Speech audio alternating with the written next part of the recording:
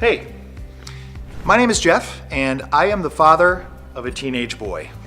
And I am JJ, and I'm the mother of 2 teenage girls and a dog. Could you imagine what it would be like if you attended a play where none of the actors had ever rehearsed? Okay, well, what about a soccer game where none of the players actually practiced? Ask any professional musician or athlete, and they're going to tell you that practice is essential. You know what? And practicing with your child is exactly the same. Practicing what to do helps children behave how you want them to behave. It's a very powerful technique that transforms your child's behavior, and it actually helps build your relationships. So why is this? Well, let's take a look at the brain.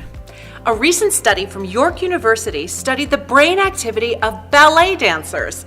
The study found that practicing does make perfect, and it takes consistent practice. Once the body and brain have learned a new behavior and practice it often, it becomes natural. The study stated, we found that in the learning process, our brain function makes an inverted U learning pattern from a slow pace at the start, accelerating to a peak at the midpoint before returning to the original pace once we have mastered the task. Now, an everyday example would be learning to drive a car, where you constantly have to think about all the things you have to do until you master it, and then you do it instinctively. That's why the behavior techniques we share on Smarter Parenting involve some kind of practice. Learning the steps and then practicing them again and again makes the steps a natural part of everyday life. So come on, let's practice. In this example, I will play the father, and JJ will play the teenage daughter, and we are going to role play what to do if someone offers my daughter alcohol. Practice at a neutral, calm time. It will be easier for your child to learn something new. Start by showing your child how to do it correctly. If your child sees it from you, it's easier for them to copy the correct behavior. Have your child practice 3 times, more if possible. The more your child practices, the quicker they are able to adopt new behaviors. Certain situations may require more practice. If your child has a hard time, practice a smaller piece and then build on that. Be flexible. Once they have mastered the basics, you can change the scenario to help them know what to do in different situations. And make it playful. Some children, especially older children, may have a hard time role-playing, so use humor. Make it fun and get them to practice.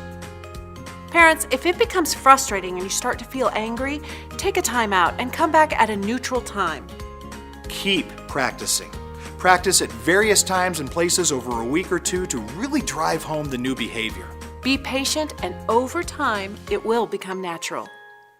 For me, practicing and role-playing was very important in helping my son. He had a problem yelling and swearing whenever I asked him to do something he didn't want to do. I would then lose my temper, and it became worse for both of us. We used the skills on Smarter Parenting and practiced them over and over again. Practicing and role-playing was hard for me. I learned that if I was angry, my child would not want to practice. It is more important that the child looks forward to role-playing to keep this important tool available to you in your parenting goals than to get your child to respond just the way you think they should. It took some time, but practicing what we should do when I ask him to do something really helped him learn how to keep calm when he's upset. Again, it took some time, but I could see progress after just a few days. We continued to practice until it became natural to respond appropriately. Now when I ask him to do something difficult, he still gets upset sometimes, but we don't argue like we did before. I used role-playing with my tween daughter. We've already talked about not talking to strangers, but now that she's a little older and has a little more freedom with friends, I'm always talking to her about what to do if she is uncomfortable in situations at school. We role-play what she can do if someone offers her alcohol or drugs or to do anything that might be dangerous. We all practiced all sorts of situations. We just wanted her to be prepared. Well, last week she let us know that her friend was talking about hurting herself, even though her friend had asked her not to tell anyone. Because we practiced what to do in difficult situations, my daughter knew exactly what to do.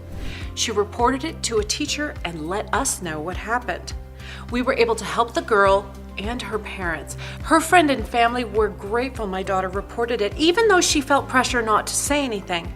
We are so grateful we practiced what she should do, and she even told us that she was glad we had practiced. Role-playing the skills will help your children become independent, responsible, happier, better behaved, and increase self-confidence. Role-playing gives me comfort knowing my daughter will know how to respond in difficult situations. It works. Pick a lesson from the website and start practicing today. Well, start practicing.